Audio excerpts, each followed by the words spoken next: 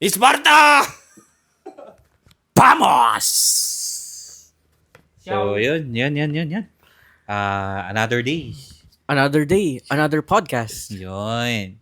Gusto ko someday another day guys, another car. Oh, shoot. Or another day, another watch. And throughout this journey naman, may mga iva-vlogs ka, di ba, na like yung mga wins natin na isa't isa, which is pag I will be purchasing a new car or Mark, sasamahan mo ko, sasamahan ka namin, di ba? Yun yung mga best feeling. Pag mga ganun, i-vlog nyo na yun.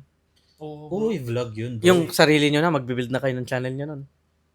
Oo, bro. Pwede. Sayang eh. Tapos i-vlog mo din na ito yung win ng ano ko. Siguro ako, Hindi, siguro magwa-vlog siya. Tapos magkikita tayo the next. Kunyari, kung kasama naman niya yung family niya sa pagkuha ng kotse, syempre hindi na tayo sasama nun. I-vlog natin pag imi-meet na natin. Uy, ito yung bagong kotse ni Tropa, oh.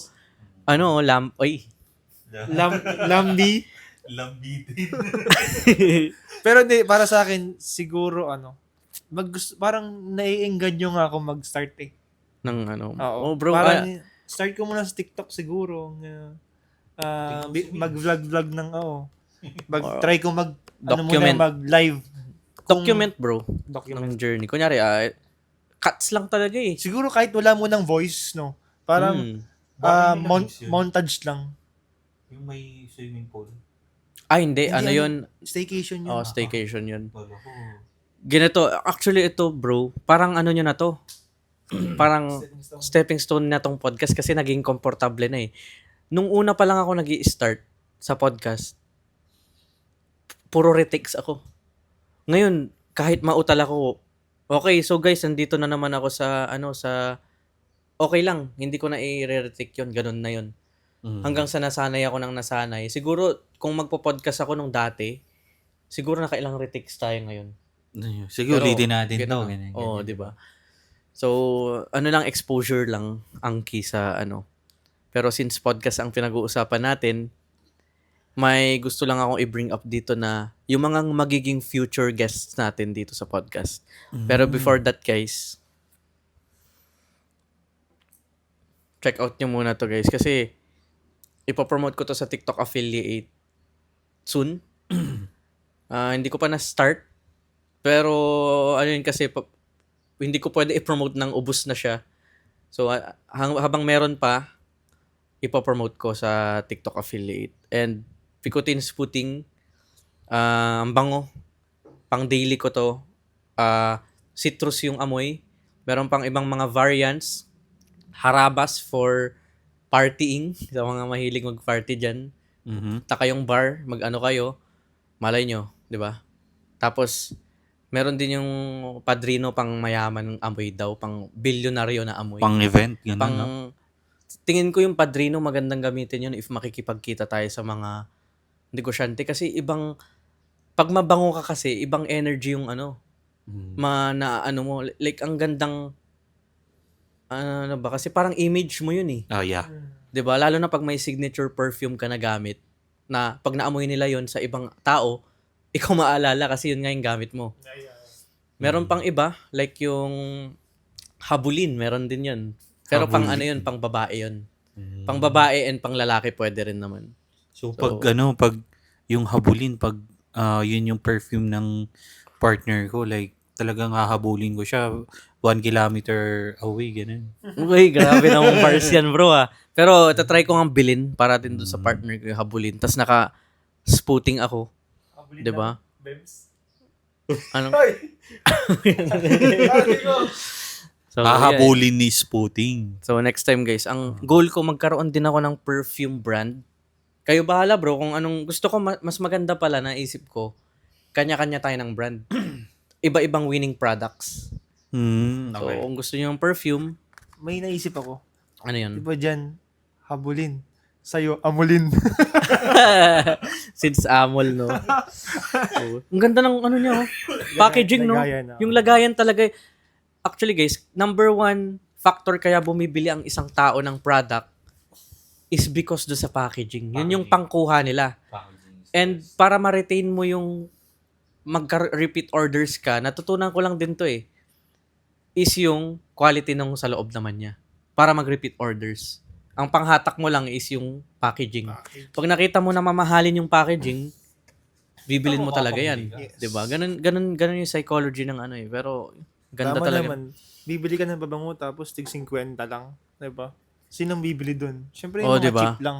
Oo, yung mga lang. Pero ito kasi hindi naman siya kamahalan. 888 ang presyo niya, isang Average. ganyan.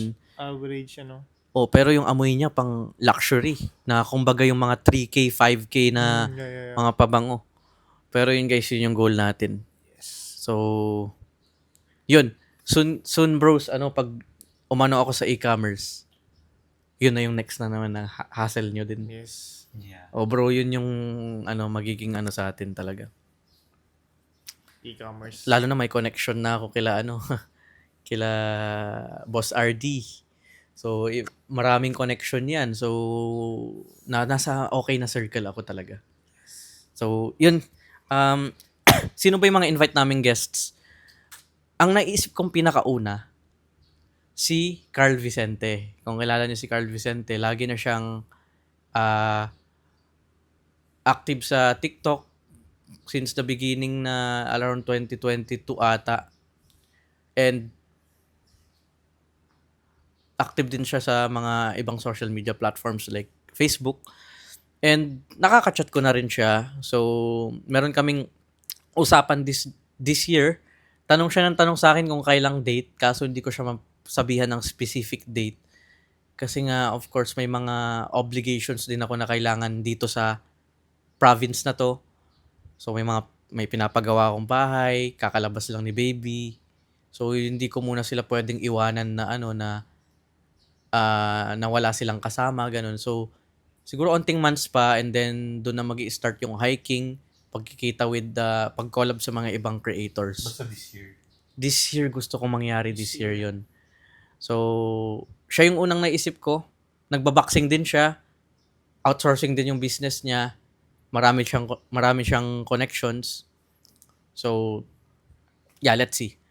Kayo, guys, sinong gusto nyong kahit maka-guest natin, punta tayong Manila, yung gusto yung maka-guest dito, like, parang kaba, no? Isipin nyo. Makikipag-collab ka sa Oo, ibang... tapos isipin nyo nakaupo dito si Frank Mendoza. Oh, grabe. Make sure na makakapagsalita tayo na matalino yun eh. So, Siguro ako, kasi limited lang kasi yung pinapanood kong podcast sa mga tao. Feel ko, kilala niyo ba si Tito Mikey? hindi. Nakasalamin. Oo, yung nakasalamin. Mm. Yung jowa niya, may jowa siya na wait lang. Let me check. Habang chine-check ko, mag-usap muna kayo. So guys, marami kaming gustong ma-interview. Of course, interview namin yung mga successful na tao.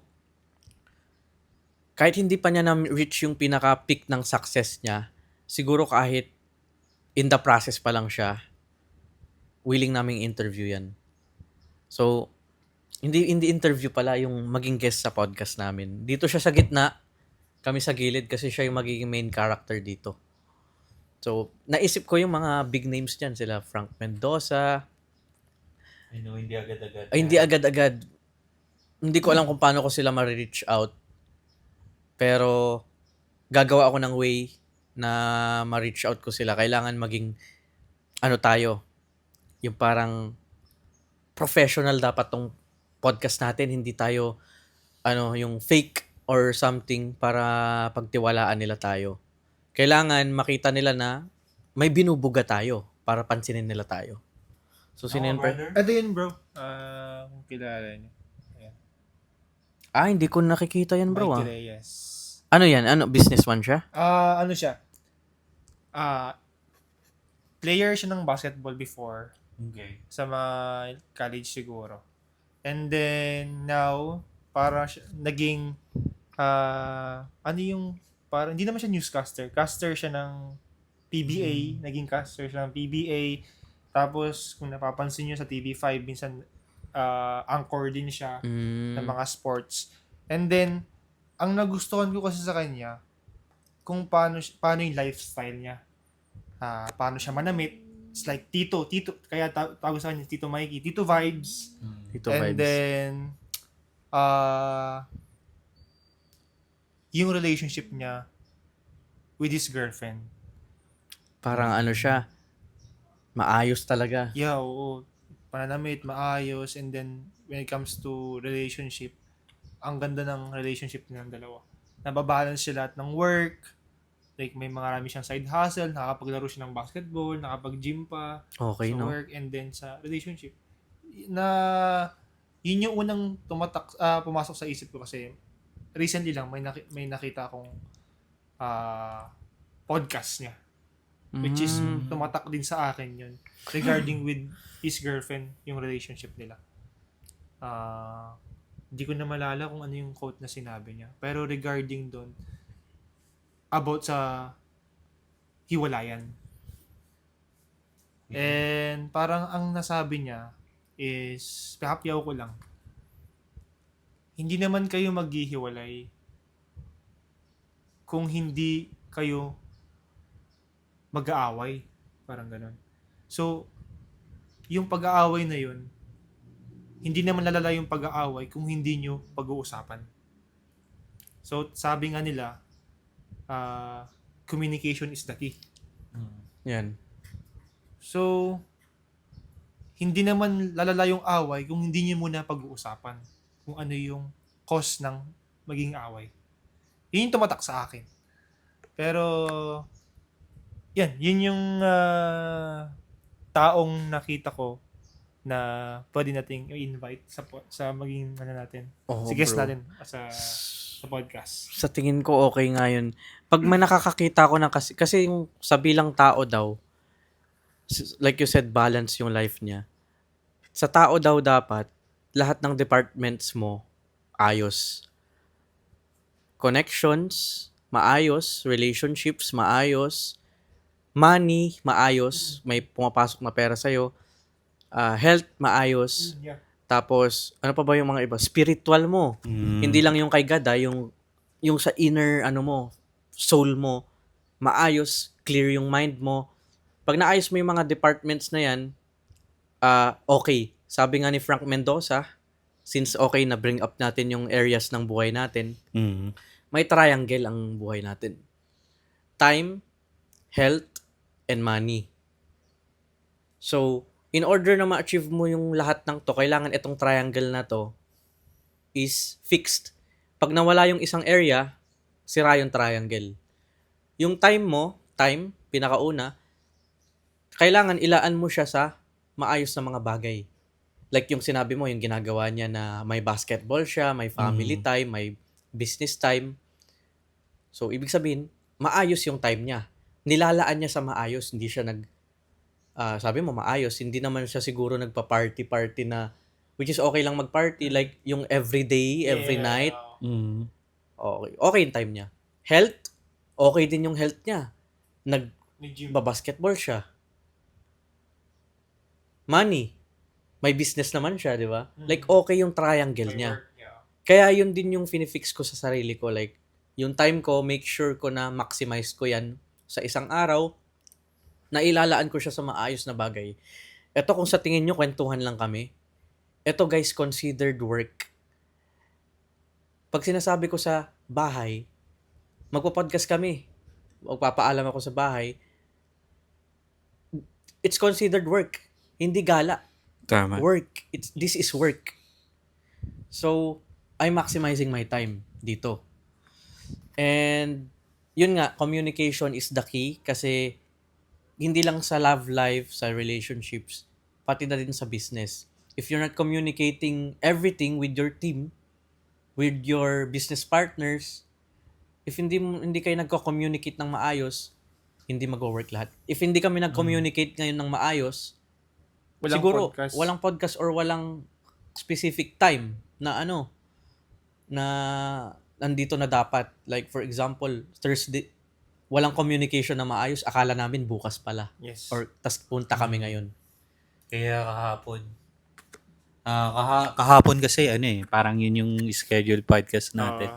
Ahead of time pa lang sinabi ko na sa inyo na I cannot attend sa podcast kasi may errands na biglaan na dapat yeah. puntahan. Mhm. So, yan, communication is the key Yeah. talaga. Ikaw naman, sino yung... Wala pa akong maisip eh. Okay. Pero, yun, parang nasa dulo ng dila ako kung sino yung Patingin person. nga. Patingin nga. Anti-support podcast. Yun na lang. Actually, isa din sila. Shout out kay Boss Sadaw. Shout out kay 8 and also kay Josh on Point. Kasi every time nagwo-work ako, kayo yung pinapakinggan ko. Like, Same. ang topic kasi ng podcast nila about male masculinity. Yung masculinity ng pagiging tunay na lalaki at hindi ka maging supot. Ang tawag nila sa mga supot, yung mga hindi... Yung lalaki sila pero ang soft nila masyado. Soft voice. Yun ang Soft talaga. voice. So, yun. May mga gusto talaga akong topics na natuto ako sa kanila, which is hinihimay nila yung topic talaga to the point na mag-iiba yung mindset mo. So, ang laking tulong habang nag-work ako, minsan mapapatawa na lang ako. Minsan may mga nakakatawa din silang Kumbaga pinagsasabi. parang yung background mo yung podcast nila. Oh, background ko. Instead of listening to music, pinapakinggan ko siya sa kanila and also member din ako ng channel nila, yung membership nakasubscribe ako. So, i-reels ko to para i-mention ko sila. Kasi si Migs, Oh, si Migs, kumakain. kumakain siya and then nung nag-intro yung Anti-Support podcast, sumigaw siya, Anti-Support podcast! Sumigaw si Migs. Kumakain, Tapos, no? kumakain siya nun. Pinansin siya ni 8 Asset yung isang dun, nag-comment ng fire. Napansin si Migs. Nung Anti-Support. Oo. Napansin siya. So, kinat nga niya ako tuwang-tuwa siya na yun nga, napansin siya Na nag-comment So, sa parang gusto ko ang gawin eh. Yun. Pinost niya yun sa TikTok na kumakain siya, pinapanood niya yung podcast. Tapos nung intro na, yung sigaw nila na Anti-Support podcast, nakisabay din siya. nakisabay siya, gumanon-ganon siya. Tapos, minention niya sila, yung sila sa daw, and then may isang nag-reply. So, yun, gusto ko nga din gawin eh, para pansinin din ako.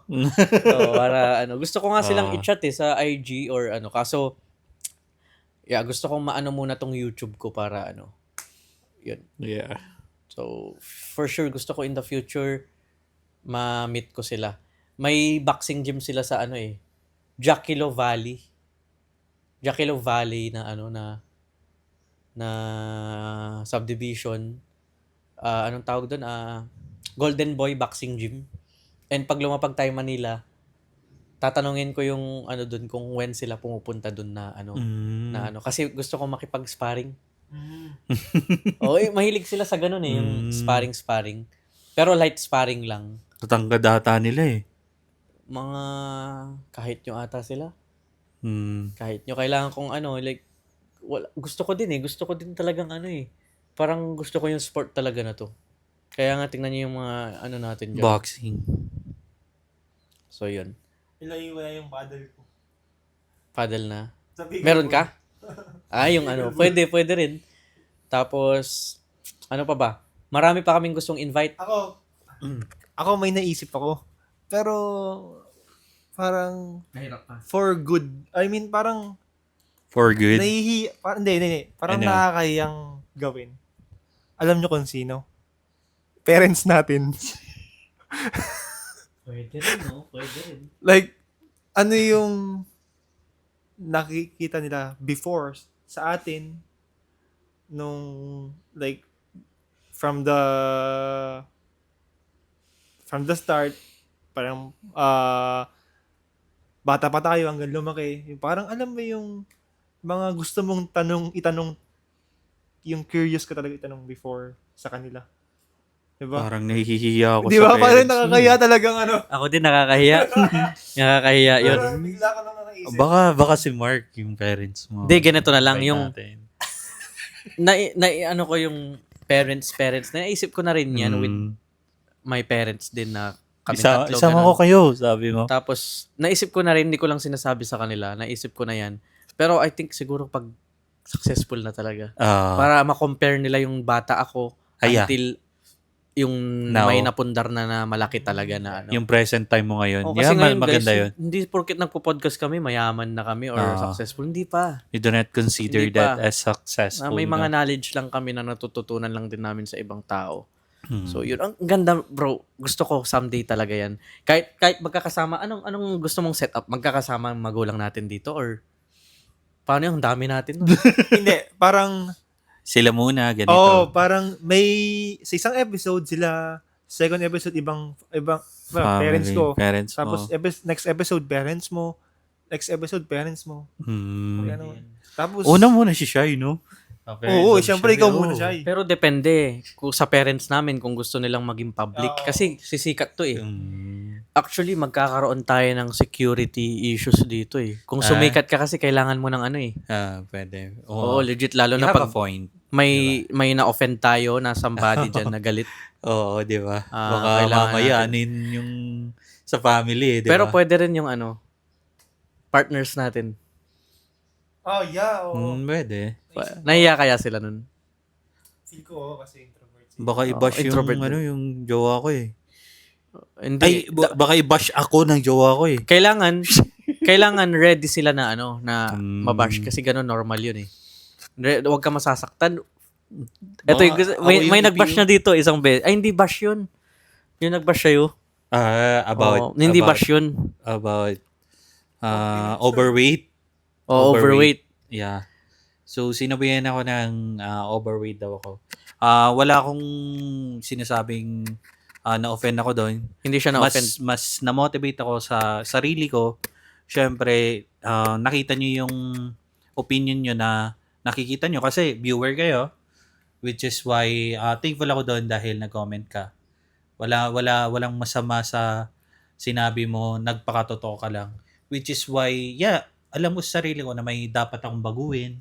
Oo. Kasi Health hindi is lang wealth. naman ikaw eh. Hindi lang naman ikaw. May mga nagsasabi din sa akin na kailangan ganito yung gawin mo. Lumalaki ka na masyado. As you can see dati, di ba, talagang okay yung katawan ko. Which is why yung katawan ko dati, kailangan ko ibalik din yon or mas mag-improve. So ngayon, inuunti-unti ko din. Like, Oo. light lang din na yung mga kinakain In progress ko. siya. Sisimulan niya sa diet and then slowly mag-exercise Oo. siya. Makakasama na rin ako sa ano nyo. Gusto ko Sa mag... mga errands nila about physical training. Ganito, Gusto ko nga ganyan. mag-ano tayo eh. Gusto ko mag-build ng boxing gym eh. May kompleto equipments, punching bag, may coach din. Sasahudan ko yung coach, ititrain niya tayo, and then, habang lumaki yung boxing gym, magkakaroon na tayo ng boxing team natin na may mga laban-laban na ganun, pero hindi tayo mag-engage sa laban ha. Hindi, ako eh. Hindi siguro sa amateur lang, pero kumbaga magpo-produce tayo ng fighter. Baka Na ano, para kang si Andrew Tate na Parang knockout. promoter ka na ano ng ganun. Andrew Tate na knockout siya eh. Na-knock out si Calvo.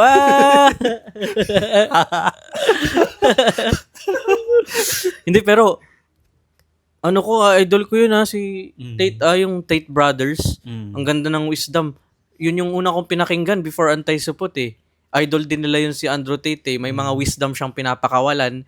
Kahit harsh yung pinagsasabi niya na nagmumura-mura siya or may tinatarget siya, brokey, gaganon-ganon siya. Totoo naman yung sinasabi niya kahit harsh.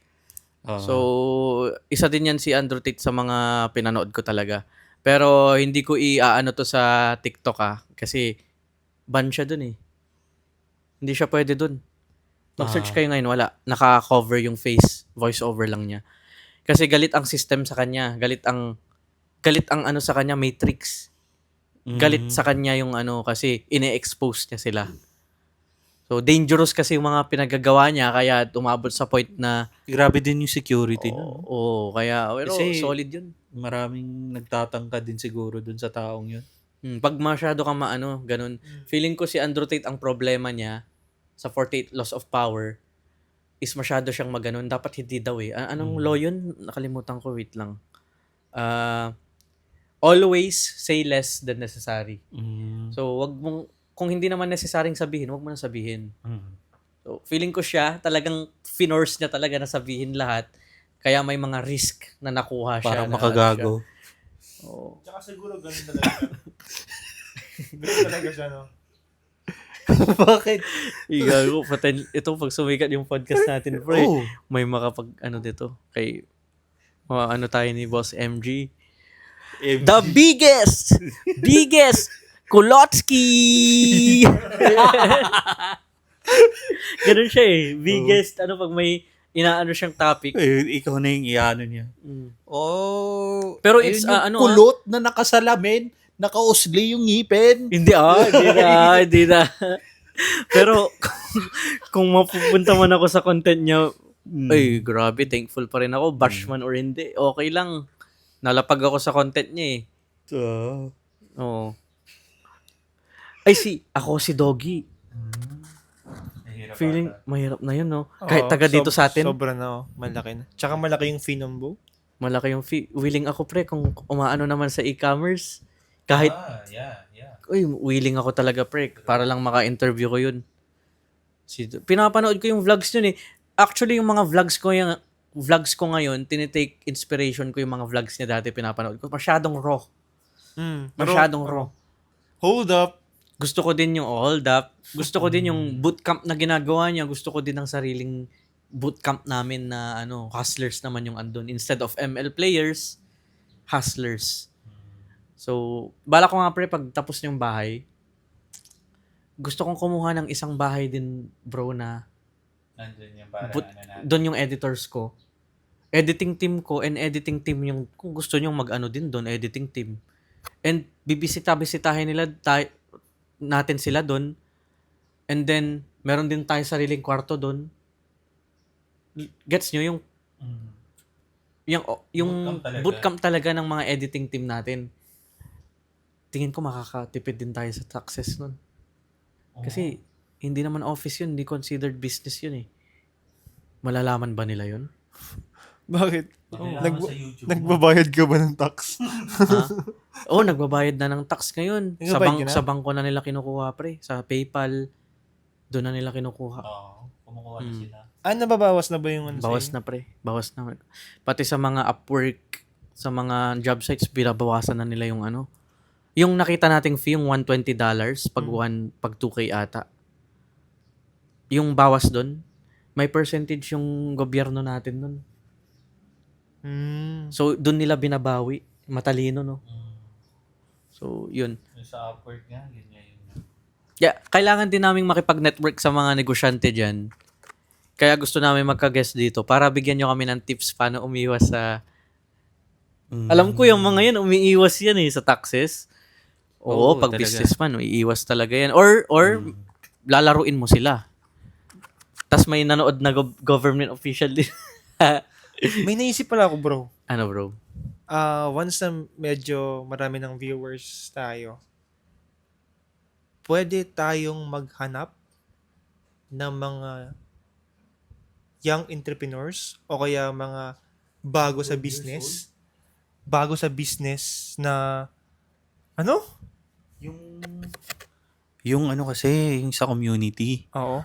May yung sa webinar mo yan, webinar ni Shai, there's a kid na grabe. 12 years old pa lang, willing to learn. Oh? Oo. Nag-join sa Oo. Community natin? Community natin. Which is why, grabe yung believe ko sa batang yun. Di ba nakangiti tayo? Oo, nakangiti kami talaga, bro. Talagang isipin mo, at the age of 12, gusto nang malaman yung mga basics. Isipin mo, sabi niya sa amin, ni Shai, may daw siya, may ginagawa siyang parang side hustle yung about clothes. Tapos nakaipon na daw siya ng 5,000 para daw sa mga investment niya sa mga tools na gagamitin niya sa video editing. Ay, okay. Grabe. Galing. Grabe, 12 years old yung isip ko pa lang nun. Tapos ang cute niya, pre. Ang cute niya yung pagkasabi niya. Ang bata, parang babae nga eh. Oh. Yung boses. Ang bata ng boses niya na, ano po kasi yung, ang business ko ngayon, yung ganun yung tono niya, yung, nagre-resell ako ng damit, bibili ako, tas ibebenta ko. Ganda. Uy, believe. Tapos yun nga, ang problema lang kasi sa job sites. Paano kaya yun? Yeah. Yun. Pero, Ang advice ko sa kanya, tapusin pa rin niya yung elementary, high school. oo. Yun. Kung anong gusto niyang gawin. Pero nabilib ako kasi at the young age, gusto niya nang matutunan yung mga bagay na to. Parang start up niya. At least pag papasok na siya sa gusto niyang gawin sa buhay, alam niya na kung paano yung flow. Lalot, we're living in a modern technology. Mas malalaman niya yung mga bago. Yung mga AIs na mga matitindi ngayon.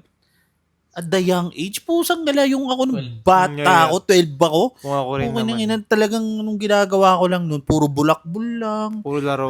Laro-laro lang. Isipin mo sa classroom, puro nambubuli lang. Ano yun? Panood. Puro, ayan, yung Nood mga, ng corn. mga corn. Nahuli pa sa office. So, Naka-loudspeaker pa. oh, hindi ako yun. Pero, Sinasabi ikaw eh. hindi. Pero parang ganun na nga. Papay the Sailor Man. Bugs Bunny. Grabe, talagang Grabe, no? younger generation. 12 years yun, no? old. So, yun. Naisip ko rin na pwede natin yan. Yung ang ini-interview niya mga magagaling na paano sila nag-start sa business. ganito, ganyan. Yeah. Si School of Discarte. Oo. Gusto ko rin malaman yung buhay niya kasi yung mas 'di ba siya yung nag-interview? Tayo naman yung mag-interview sa kanya. Kung paano siya naging ganito, paano siya nag-start, 'di ba? Which is alam ko marami na siyang knowledge eh. And, Siyempre, sa mga in-interview oo, niya sa mga in-interview niya, syempre ang dami niya nalaman na mga tips and tricks, ganito ganyan. And kung paano sila naging successful. Which is gusto ko rin matutunan sa kanya kung ano yung mga alam niya din, yung buhay niya din, di ba? I think Which is, yeah. I think kailangan nating humanap ng per department. Iba-ibang department ng life natin. Sa relationship, kailangan natin ng someone magaling sa relationship. Sa connections din. Sa health, someone na magaling sa health. Kailangan fit yung ano natin, i-interviewin natin. And then, kailangan magaling sa business. Yeah. So, iba-iba. Magaling din sa marketing, sa entertainment. For example, sa business, Frank Mendoza, Boss RDR. Alam ko malalaking tao na yung mga yan, pero hindi imposible na someday makamit namin yung mga yan. Since nagbi-business kami ngayon. Anong akala nyo na magbi-business kami, dito lang kami, hindi na kami tataas? For sure, mapupunta rin kami sa level nila and then makakamit din namin yung mga yan. Sa relationship, sinong mga pwede dyan? Sino yun? Smooth coaching. Smooth coaching. Si Bugoy na Koy. Oh, di ba?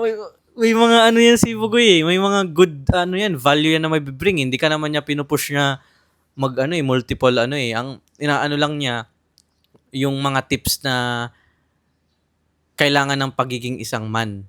So, sino pa ba? Yun lang yung alam ko sa area na yun eh.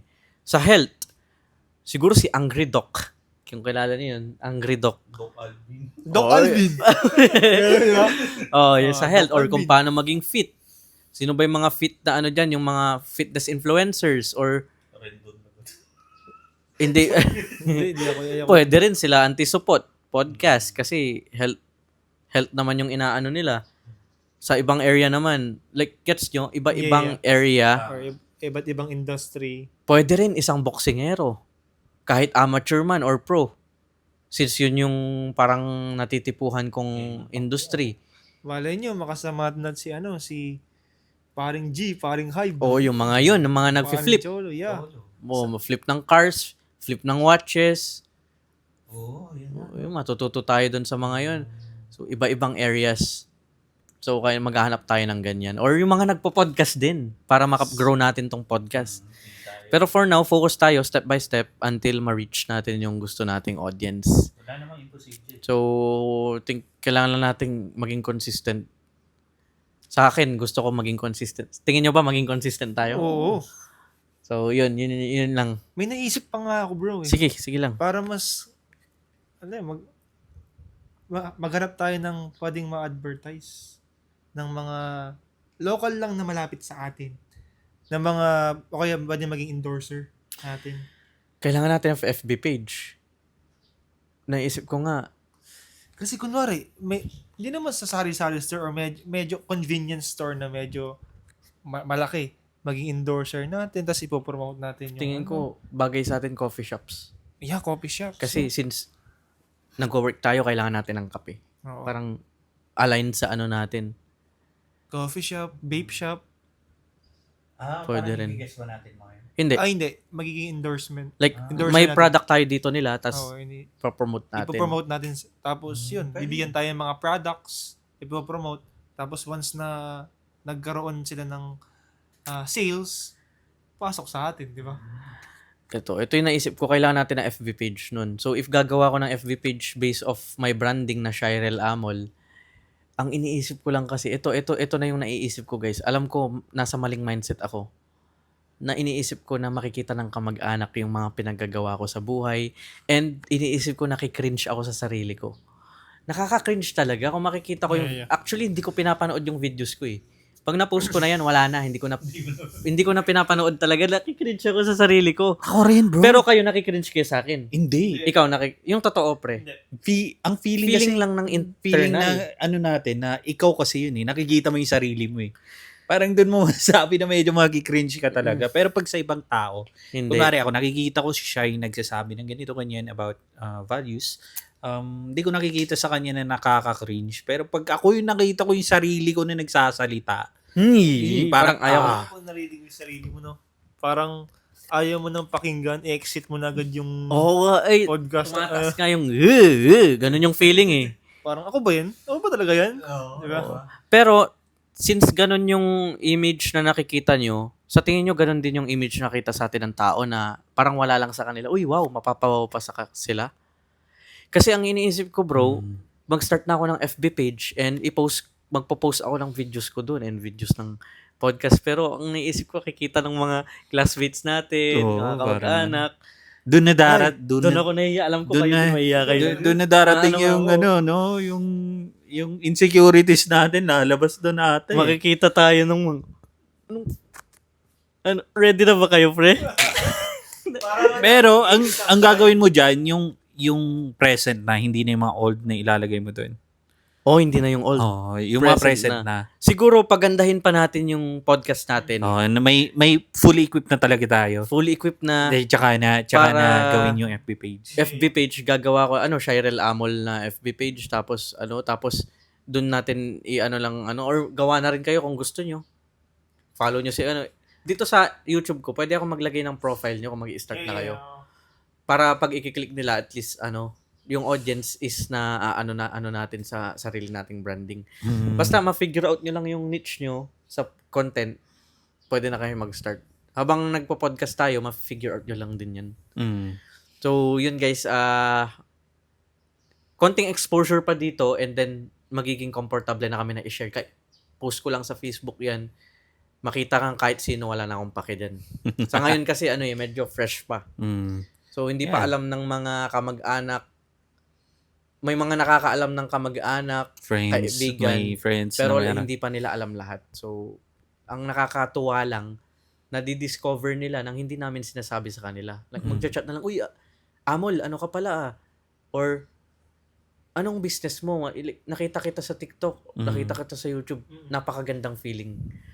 So, enumerate natin, Bugoy na Koy Koy, Frank Mendoza, potentially ako si Doggy, Carl Vicente sa una, Boss RD Morales sa Ayun, pwede. e-commerce, and guys, excited ako. So, thank you. I think mag-cheers pa rin kami kahit wala ng kape. Cheers. Thank you Cheers. guys. Doon namin tatapusin. Ayun. Thank you very much. Amol mentality. Yeah. Oy!